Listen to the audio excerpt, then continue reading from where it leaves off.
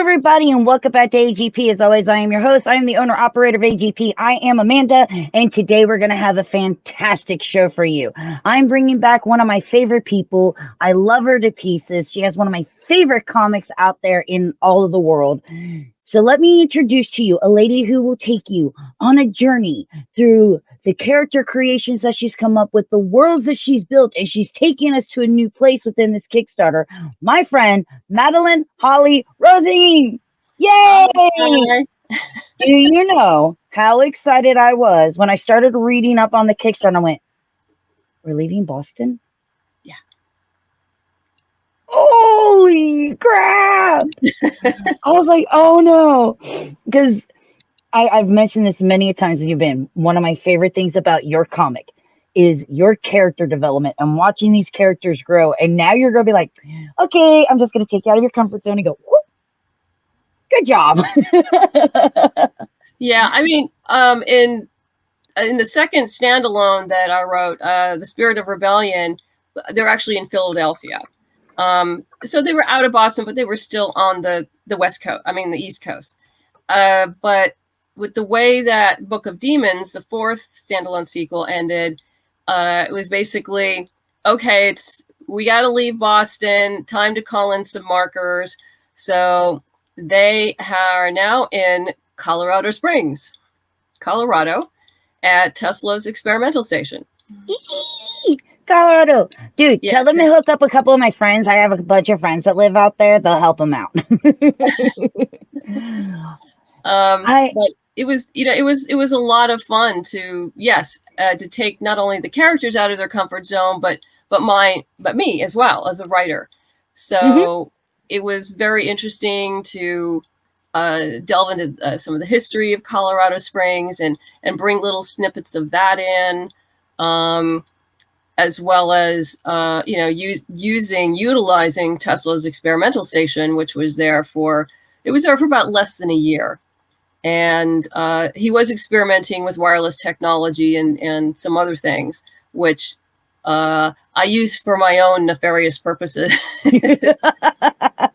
as the writer. But and it allowed me to introduce new characters and new great houses. For those of you who don't know anything about Boston Metaphysical Society, the basic premise is about an ex-Pinkerton detective, a spirit photographer, and a genius scientist who battle supernatural forces in late 1800s Boston.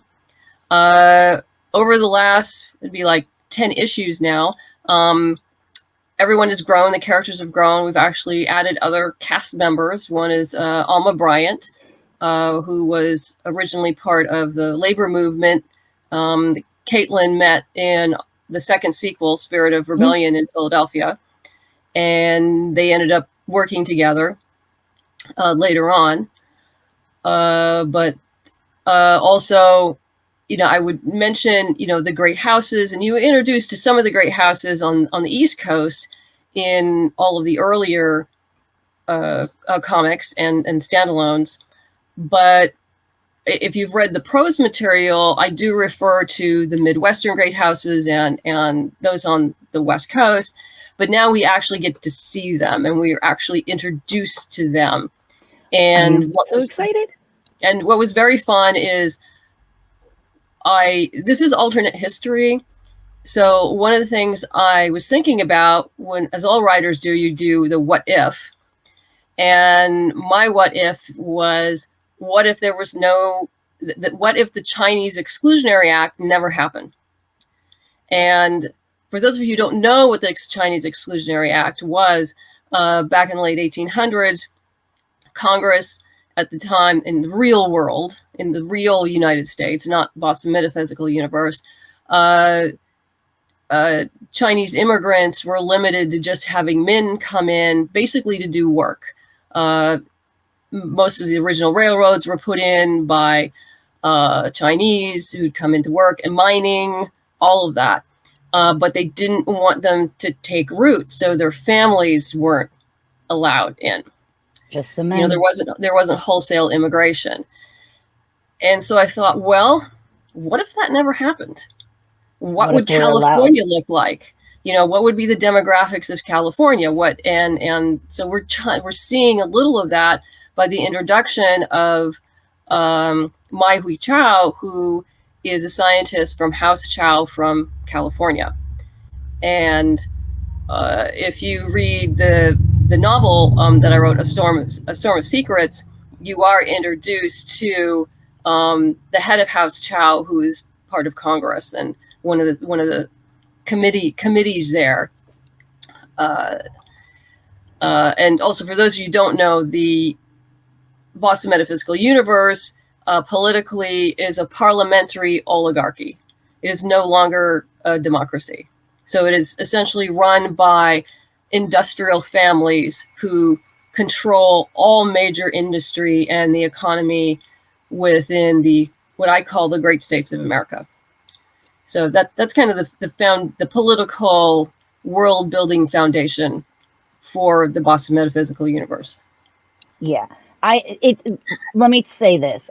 One of the things that I've told you before, and I can't say it enough, is how you actually take actual history and you do the what if thing, and everything that you do is brilliant. And the way how the characters are able to adapt to that.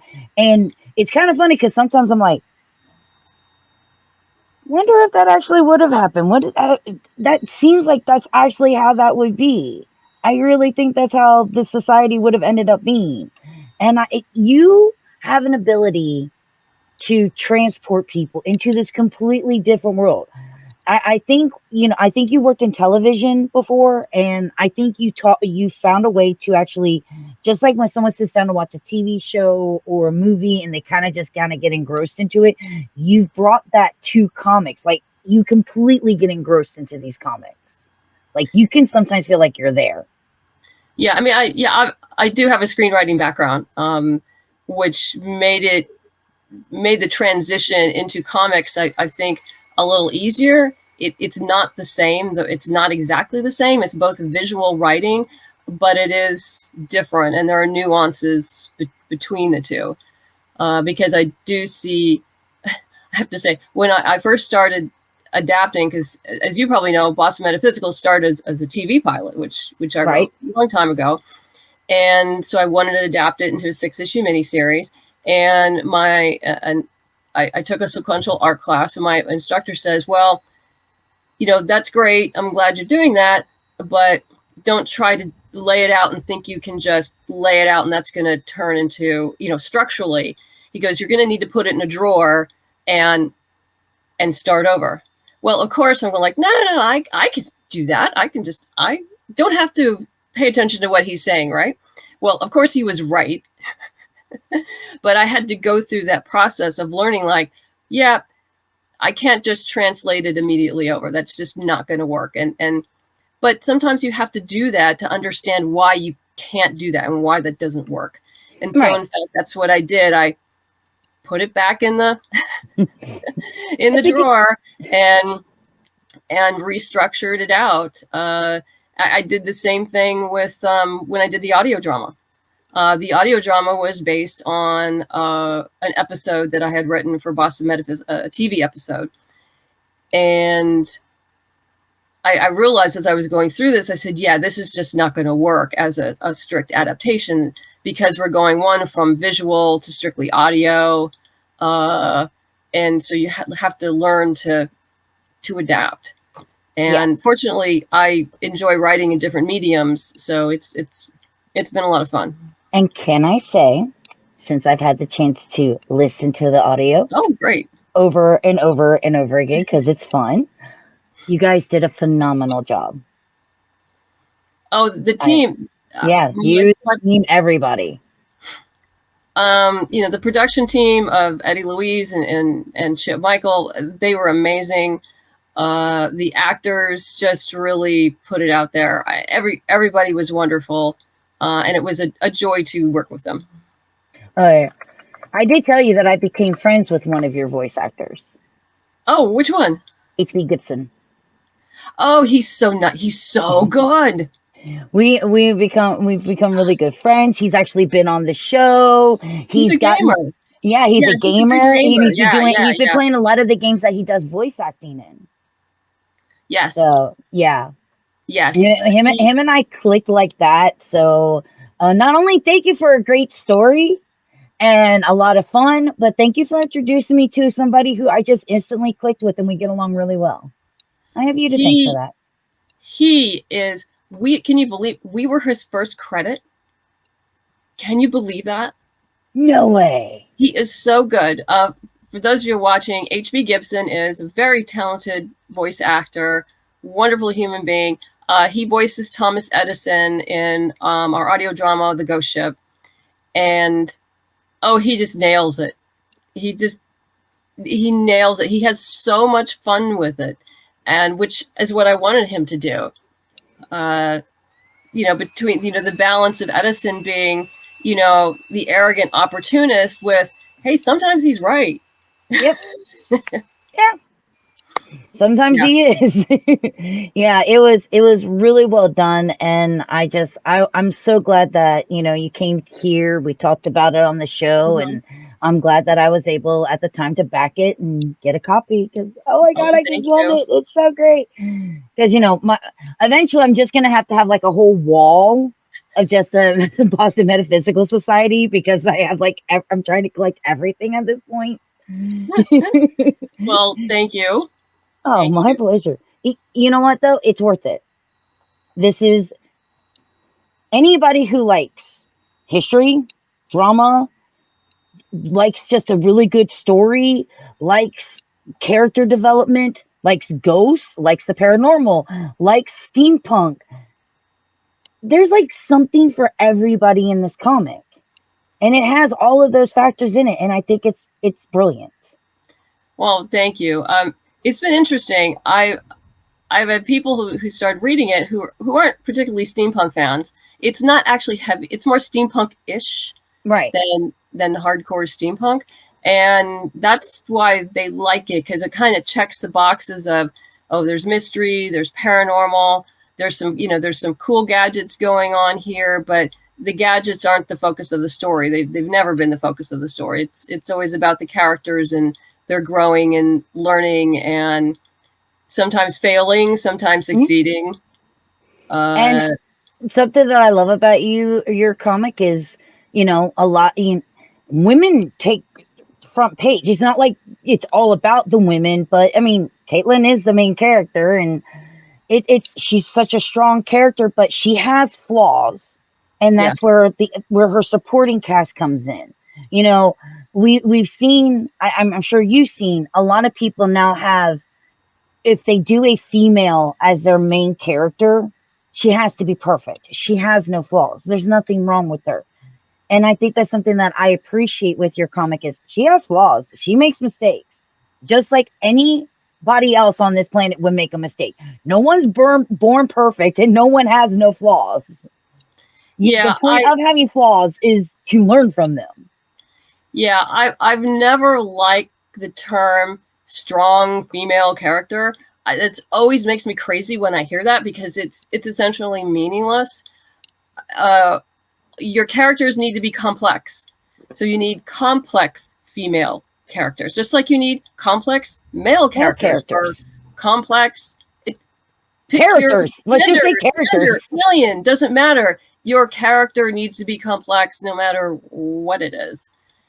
And I think it's just because we live in a culture where, women are put in a box or they're put in a category. You're either this kind of woman or that kind of woman. It's like, no, there's this all this stuff in between. Yeah, I actually know what you mean. They have this thing where if it's a girl who likes to play football, she's either transgender or she's gay. No, she just likes to play football. Yeah. That doesn't define what their sexuality is. They just like to play football. I don't know why our society wants to put everybody in a box. There is no box. Stop putting people in a box because there is no box. Well, it's because it's easy. It's easy to put people in a box because then you can understand them. It doesn't require any real conscious thought. These are the only boxes you need to know. Is this person a good person or is this person a bad person? Those are your 2 boxes. Other than that, no more boxes. Well, I would actually disagree with that, because sometimes those merge. Because sometimes good people can do bad things, and vice versa. And sometimes the good people can do bad things inadvertently or by mistake, right, or because they misunderstood something. Or sometimes they just get angry and they do something bad. There's so many different kinds of circumstances. It's hard to judge. So yeah, you're right. Everyone can be both and yet neither. And yes, there are extremes. There are people who are they're just wonderful. They're the sweetest, amazing people who just never do anything terrible to anybody. And then you have sociopaths. I think the sociopaths we could keep in a box, maybe. Yeah, we can keep them in a box. Yeah, we can keep them in a box. Yeah. You, Rachel Ramirez's, you can stay over there. Thanks. Oh, yeah. So yeah, you're doing something new this time with your covers. Yes, I decided. I talked to a number of friends of mine, particularly Charlie Stickney, who has the White Ash and Glarin series, and he's a marvelous human being. And he's saying, like, yeah, you should really try doing variant covers. And so I said, okay, let's just start with something small. I'll just do 2 variants. And I reached out to Rio Burton and Steph C, and they produced just 2 beautiful variants. That's Steph's there for issue 2, and that's Rio's for issue 1. And you can get them as metal covers as well. So the 2 big things that are brand new that I'm doing are variant covers and the limited metal ones. So, and the variant covers are limited too. I'm not going to do a huge. There's not going to be that many of them. I'll order, obviously, whatever I need for the Kickstarter backers, and there'll probably be a few left over, but that's it. There won't be any more. So I want this one. This one looks cool too, but I don't know. There's just something about her being here in Colorado, feeling isolate. I get this feeling of isolation right here. Yeah, and that look over the shoulder. Yeah. It just gives me this Yes, Metal Kitty, and yes, that's the issue 1 variant. Yes.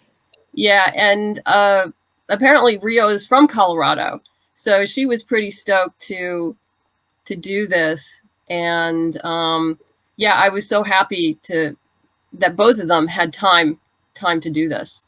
I bet on those metal covers, this lightning here is going to look bank, and over here too, and these eyes are just going to pop. Oh yeah. No, I'm very excited about that. I think the metals are about halfway sold out. I bought one. Oh, okay. I bought this one. I want this one. Oh, you bought the variant, didn't you? Yes, I bought the variant number 1. So it was actually funny because you're gonna love this. I was on your Kickstarter going through the tiers, and I guess someone pledged because I just watched the number go, and I was like, I've never seen that ever as I've been on a Kickstarter, either researching or making my pledge ever. It was like the coolest thing I ever saw. I didn't know like the numbers would just like they rolled over. I was not expecting that because I was still like all the way up here, and I was reading, and I was watching the video, and then I just saw it just roll, and I was like, "That's cool." Yeah, it's sometimes fun if a friend of mine if one of a friend of mine is running a big campaign, it's just kind of fun to pull it up and then just watch the numbers roll. And I get really excited for him. I was like, yay. I'll be honest, I always thought this was one of those things where like you wouldn't see the number go up unless you refresh the page. I didn't expect it to actually roll over. I was just like, That's the Yeah, it coolest kind thing of ever. depends on how quickly it's going. It'll automatically, and then sometimes if I walk away from my computer, I will have to refresh it, and it will change. But when things start slowing down, because of course, we're in the 4th day now. Mm-hmm. Yes, we're in the 4th day. Yeah, obviously things slow down. After the first 3, that's just normal. So yes, so I prepare for all that, which is why I talk to people like you. And can I tell you how much I appreciate that every time you have a Kickstarter, I'm one of the people that you reach out to. I really appreciate it. Well, I have fun talking to you. That's why. No, okay. Well, I enjoy talking to you too. I love the fact that we sit and we chill and we have conversations before and after the show, and we can joke and we get along really well. And I just love having you here. Well, I enjoy being here, so thank you very much for having me on the show. I'll be honest. And help spreading the word and all that. Of course. Every time you message me, this goes like all the way up here. Like, I'm so excited to see that. Now, Angela Wu and her cover. Oh my God. Don't you love Angela? Angela is phenomenal. I think Troy, my letterer, Troy Pateri, fell in love with her. I kept sending him the covers. He's going like, oh my God. He goes, I saw this. And he said he literally gasped when he got my email with her covers. And he goes, can you send me her portfolio? I got to go see and everything. And so Angela is younger. Younger. Younger. And obviously very talented. I do a lot of research on artists before I reach out to them. And I had seen what she had done for Ray Chow for Skies of Fire. And I thought, this might be interesting. It's going to be a little bit out of the box. And it's a little bit of risk taking, but let's just do it. And we have really interesting conversations because in the past with like Gwen and with Emily with the covers, I was very specific about what I wanted on each cover. And with these 3 artists, the 2 variants, and with Angela, I gave them broad strokes and I gave them the background material of what we were so they could read it, they could get a sense, and then we talk. And Angela and I have been doing a lot of talking. In fact, I have to go back to her email because she sent me she does this whole discussion about it, and I need to set aside time because it deserves that kind of concentration. Yes.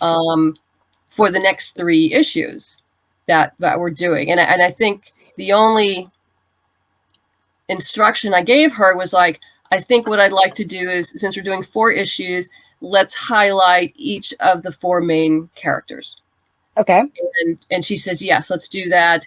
And then I kind of gave her kind of what was going on in each issue. And then she went from there and did a marvelous job. And so, yeah, we went back and forth a lot. And like issue number 2 there, that's not quite how we started, but that's where we ended up. And it turned out to be really interesting. And it makes sense when you read the story. All of this kind of makes sense. Like, I love this one, these 2 just staring out. She's just all smile, like in wonder. She's just sitting here going, hey. She's staring right at him. And if you look close, what she's done is you can see the reflection off the back of Alma's hair of the sunlight. Yep. And it's so cool. It is just so cool what she did. And that's actually not quite the final cover because there was a little bit of confusion. There's a little more detail that will be in the final cover. But I just had to get something up on the Kickstarter page. And I get that. That. Now, Angela, I know you're probably not watching, but if you could send her this message for me, this here took my breath away and would make a killer poster. Yeah. That would be just had the Boston Metaphysical Society and everything else here. That's such a great poster. And tell her, if you get to talk to her, be like, I did this interview. This girl loves you. Because phenomenal. She's brilliant. Yeah. No, she is. She is. And it's been, like I said, it's been really interesting working with her, and a lot of fun. And it gives me an idea because I actually have to redo some of my convention stuff, and I have some banners I've been using, and I know they won't change before WonderCon, but yeah, I need to do something different, and I'm trying to figure out what I want to do. And oh, this be a good banner. This be a great banner. Probably, yeah. Yes, I'm not going to say probably. Yes, it would. Yes. Yeah. I'm just trying to figure out how I want to do it. Because I was thinking of, instead of the usual stand-up, pull-up ones, to do one of the 6 feet across ones that just go across the back. Oh, yeah. That'd be cool. But I want to go, at WonderCon, I'm going to go take a look at what other people have and get some recommendations from vendors. Because if you do the stand-up, this would be great. I don't know if you want to stretch it. You don't want to stretch that, but as a stand-up, that would be great. Yes. That would be great. So maybe get it as like a stand-up for like smaller shows or something like that. But I'm telling you, you can make this into posters or postcards or something and sell them. Not that I'm trying to make you money, but I'm totally trying to help you make money. No, when I go to do the Kickstarter interviews, I scroll through what catches my eye, things like that. I stopped and stared at this for a good 10 minutes easy. I looked at every little detail and fell instantly in love with it. So yeah, if you get to see her, or talk to her. She's a day ahead of me. She's in Singapore. Oh. Yeah. She's in the future. She is in the future. So she may already know what I've said. No. No, yeah, it's been great. And then I have a new interior artist, Elizabeth. I saw this. And it's not because anything bad happened with Gwen. Gwen has 2 children under the age of 3. I think that's all. She has no time. She has no time. And I think she'll occasionally do a pinup for somebody, but no, she doesn't. She doesn't have any more time. 2 kids under the age of 3? You're lucky she's still sane. I don't think she is. I see her Facebook posts sometimes, and I think every once in a while she's losing it. But oh no.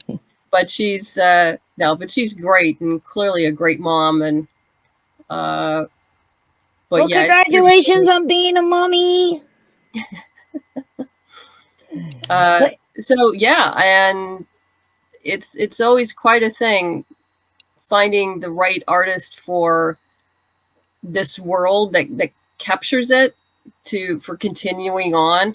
And I had talked to others, but scheduling didn't work out and things like that. Or they said, oh, we'll be available in 2024. And it's like, no, that's not going to work. Yeah, no.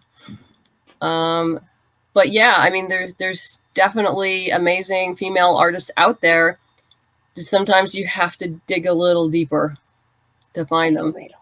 And tell us this amazing artist's name. Elizabeth Mackenzie. And she is from Tbilisi, Georgia, as in the country of Georgia. Nice.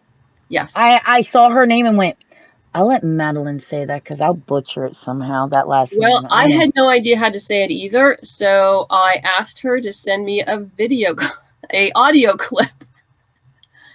And I hope I believe that's how she said it. I apologize if it's incorrect, but I believe she said Mackenzie.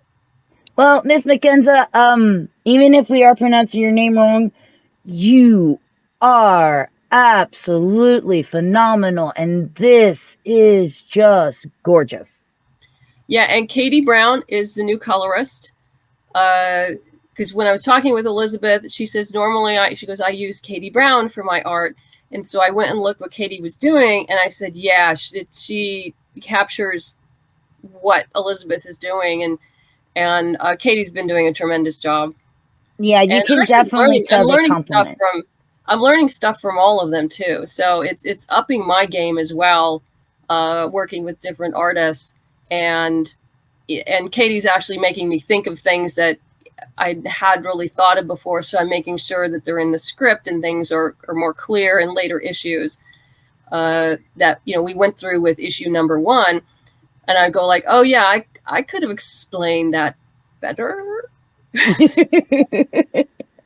You're right. Way to go, Katie. And same thing with Elizabeth as well. It's like, okay, I can understand why you're confused here, because I was thinking one thing, but I could see how it could be interpreted, taking a step back as something else. So I'm definitely learning from both of them, and which is a great experience for me. Because, for me, I always want to up my game and be a better writer and all that other fun stuff. Oh, yeah. And, yeah, I could definitely see why she likes working with her colorist, because she complements her artwork very well. Yeah, it does. Yeah, Katie complements the artwork really, really well. And, again, just look at this. Like, you can read and you can see, what they're going through, and they haven't even put the words in yet. And you can already start sensing stuff. Yeah, I mean, you should be able to tell basically what's one level of what's going on just by looking at the art, and then the dialogue adds another level. It's amazing. Somebody's really happy to be off of the ship. We're not getting back on that thing ever again. And of course, as always with your Kickstarter, for people who are new to Boston Metaphysical Society, you always do give them the opportunity to be able to go back and get older issues. Yes. Yeah, and what's nice is that all the older issues are in trade paperback form now. So the original, that's volume 1, the original 6-issue miniseries. So that's all in one book. And then same thing with volume 2, that has all the standalone sequels in it. But each of those volumes also has extra stories that you won't see anywhere else. Right. Because didn't this originally start off it was a online comic for like 9 years ago. Yes. It's started as a webcomic. In fact, you can still read the original 6-issue miniseries on my website if you want. But yes, that doesn't contain any of the extras that you'll get in the print versions. Right. And then it went to print with a special 24-page edition about a year later. And that was a long time ago. That was like 8-9 years ago. Yeah. I think in 2016, it got a mention for the Geeky Awards and was nominated for Best Comic Graphic Novel in 2014. Yeah. And then when Source Point Press, you joined them, they republished the original 6-issue miniseries. Yes, and the trade. That's the second edition cover that you're looking at by Roberta Ingranata. And she I did my homework. Yes, you do. Roberta, for those of you who don't know, is currently doing Doctor Who for Titan Comics. But I was also able to snag her to do the 10-page extra bonus story that's in volume 2. So she did the art. Not all Gwen did the stories, but Roberta did a special 10-pager. What's nice is that some of these, what I call A-lister artists who are doing major, comics for major publishers, if you catch them just right and you have like a 10-pager, they can squeeze it in between. Oh yeah. And get it done. It's all a scheduling thing. It's like, okay, I can get it to you, the script to you at this point. You can get me the story by here, and then it all works out. And then if any of you missed the Kickstarter where we did for the Ghost Ship, the audio drama, that's available. Yes. And then we have the new pin. That's a proof. Alejandro Lee did the design, of course. And There's the set. That's the set, or a sample of the set. And then we have the 2 prose. We got the novel, Storm of Secrets, and then the anthology, Mm-hmm. And then, which is also a second edition, because the other cover of the anthology was a second edition. And then, of course, something that where is it? Hold on. What are you looking for? I know they're here somewhere. There we are. Oh yeah, the magnets, or the stretch goals. The stretch goals, yes. People love to look at the stretch goals because they know once they back a project, as long as it's within, because some people do have somewhere you could just back the project, you won't get the stretch goals, you're just backing the project. So there's certain, when you back a project, you have to make sure that it does consider that it's part of the thing where you can get the stretch goals. Yes, but a lot of people look at the stretch goals because you get those for free if you reach those goals. So you as a person who backs, if I see something within a stretch goal I want, I'm like, everybody buy, because I need this. Yeah, the digital stretch goals are available to everyone who pledges a reward. So it's everyone who pledges to a reward. The physical stretch goals, which just came up, the new ones, the stretch goal number 2, the 2 magnets, which I just think are gorgeous. Yeah, those will be going to backers who have pledged to a physical reward. Yes, that would be you. Me? I made sure I saw these. I was like, mine. I was like, oh my God, these are gorgeous. Yeah, and we're about $1,500 from that. So not too bad. Nope. Wait. Yep. Yeah. About $1,500 from that. Of course, my curiosity is going, ooh, what does Madeleine have in store for us once we hit this one? But yeah, I'm really excited. These are gorgeous. And I love getting, because I don't know any of these people.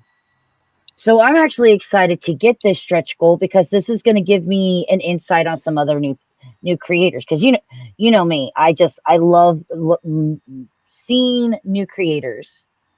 Yeah, and that's what's nice and about this. And you probably see this all the time amongst the amongst other creators, is that, and you've probably seen issue number 1 of Boston Metaphysical on other people's Kickstarters as part of their stretch goals. It's a great way to introduce people to your stuff, as they get a bundle, and when they get a chance to read it. As you know, I have I pledged mostly digital to comics because I simply don't have the room to put stuff. But I also do reviews for fan-based press, and when I have a little bit of time and I just want to go read something for fun, I go pull from the Kickstarter pile. And yeah, there's been some in there like I haven't gotten to for a while, and then I'll go like, wait, I really like this. Yeah, I need more of this. And I trust you, I get you on that whole needed in digital. I have no problem with my stretch goal, because that's not the one that I'm backing to be digital. But there are certain creators like yourself I need to touch, I need to have. Yeah, well, what I do is essentially start producing what will be collectible sets of everything. I mean, I know people who have the whole set of pins, and they have to have the next one, because they just collect them all. And I've discovered that some people are like that with the magnets.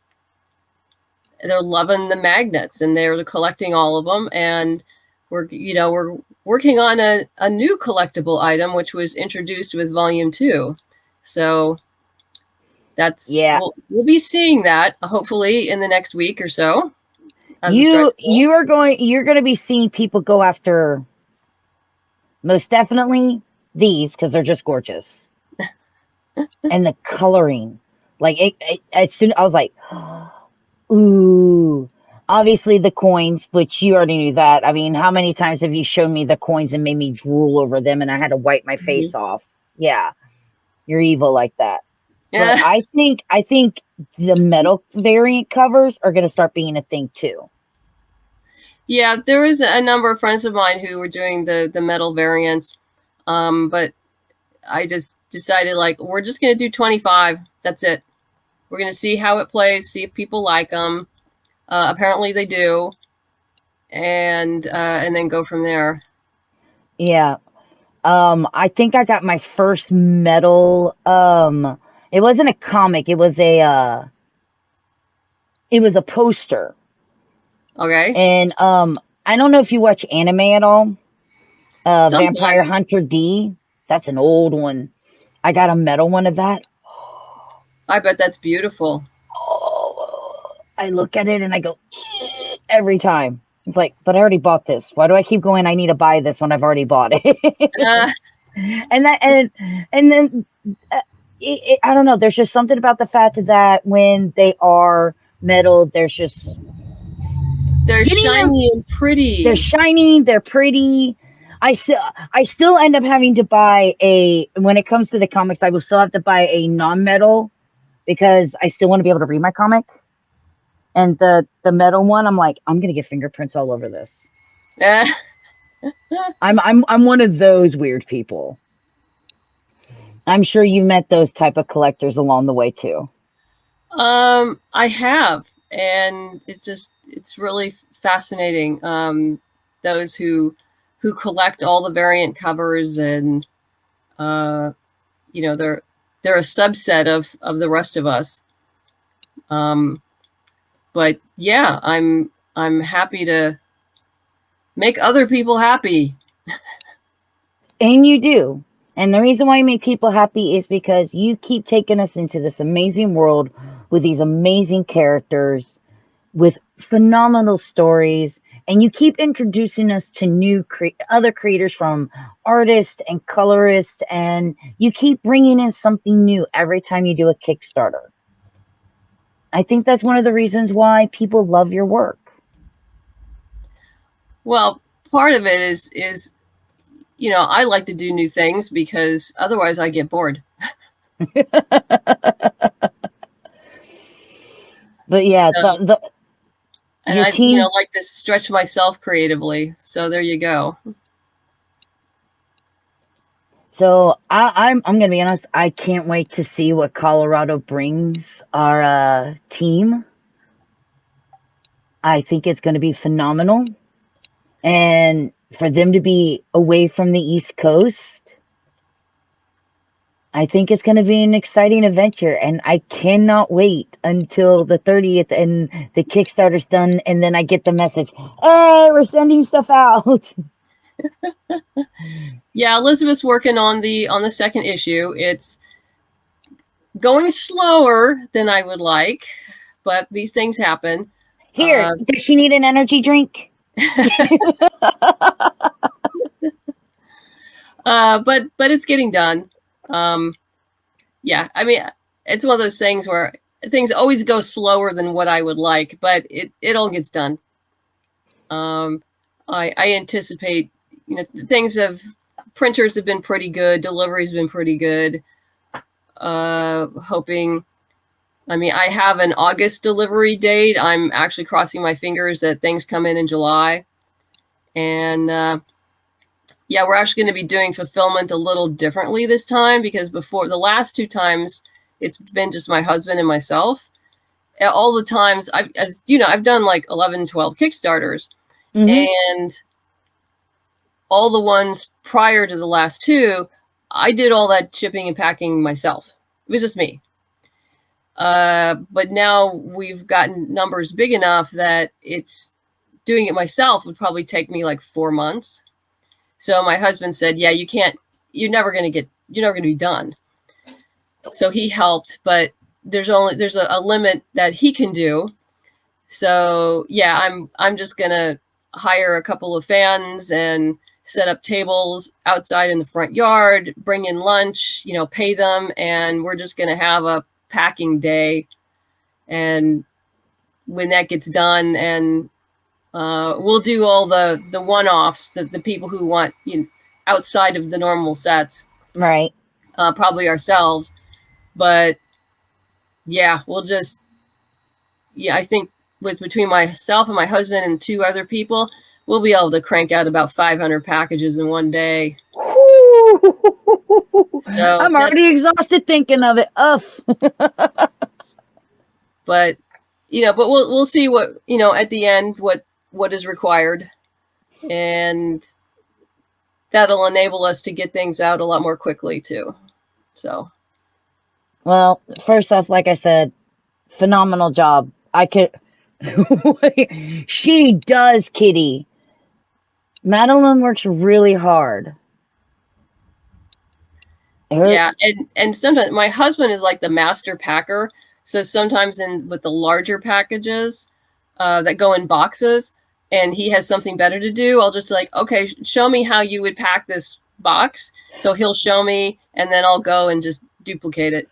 I'm sorry, I'm laughing because I'm just like I always read like who worked on the comic or something, and I'm just now picturing your husband's name, the Master Packer. Oh yeah. Yeah. How do I interview him? No. Yeah, I see someone says 500. You guys work hard. Actually, the last Kickstarter, we probably shipped out over 600 packages. And I think it took us about off and on for a month because we were gone. I was gone for a con, and then I was back for a week, and then I was gone for another con, and then I was back. So it took about, I think, 3 weeks total to get everything out because I was gone. I was working. Speaking of, how was it going back to conventions and stuff? How you been liking I've actually been going back for quite a while. I've been going back since the end of 2021. Okay. And all of last year. And my first one this year will be WonderCon in 3 weeks, something like that, 3-4 weeks, roughly. And get right off of the Kickstarter, head straight into a convention. And then we're off to the races. I'm not doing a huge amount this year, but I am traveling a lot. I'll be at Baltimore Comic-Con for the first time. And I'm back up at Rose City in September, which I look forward to that. I always love Rose City. Aw. She likes you guys. Congrats. I've heard, and of course, San Diego. I'll be at San Diego Comic-Con. I'm going to Phoenix. I haven't been to Phoenix in a few years. So nice. That I can drive out to. It's not too bad a drive. She's like, that one I can drive. The rest, I gotta go by air. We've driven to Rose City before, and we take 2 days to do it. But my husband's not coming this time, so I'm gonna fly and then just ship stuff. Yeah. Yeah, I don't recommend. I traveled to a convention once that was 16 hours away. I don't recommend doing that. Not unless you break it up into 2 days. No. And you have a really good audiobook to listen to on the way. Well, I do. I do have this really great audiobook. I don't know if you've heard of it. It was called The Ghost Ship from Boston Metaphysical Society. I don't know if you've heard of it. If not, I've got you on Twitter and Facebook. I can send you links. I know. Oh, great. Thank you. You'll love this person. I would appreciate that. The voice actor she got. Oh, my gosh. But seriously, before we go, is there anything else that you want to pitch or talk about? Other than hopefully, people come check out the Kickstarter. We're on day 20. We have 26 more days to go.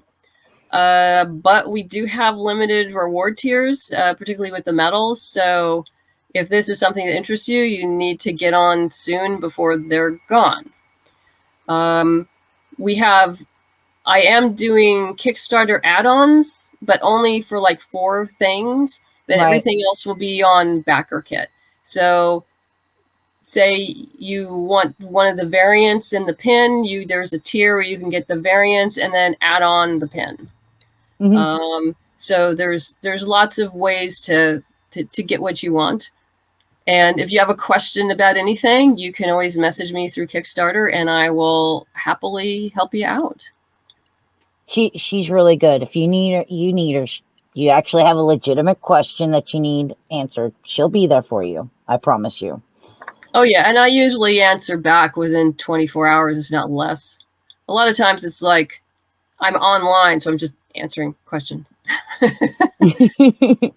Like, so guys, the Boston Metaphysical Society Mystery at Pikes Peak campaign. Like she says, 26 more days, so this actually ends on March 30th. It has a funding goal of $8,500.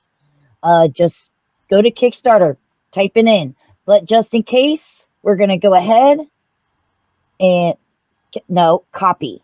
Thank you. I know, it's like copy. I did not want to copy. But if you need a quick link and you guys are here and you're wanting to go ahead and hit it up, there is the little Kickstarter link right there. You can also find it on any of the promoting that we've done for Madeleine about being on the show. And of course, don't forget to check her out over on her website, www.bostonmetaphysicalsociety.com. I highly recommend going and checking out everything. And of course, we do understand that not everybody has the ability to back.